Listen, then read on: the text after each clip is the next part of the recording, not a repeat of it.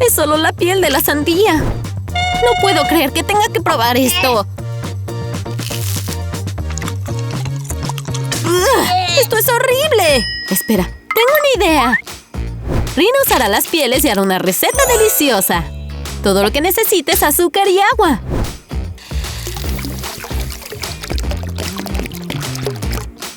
Mézclalo todo y ahora tienes una dulce piel de sandía. ¡Wow!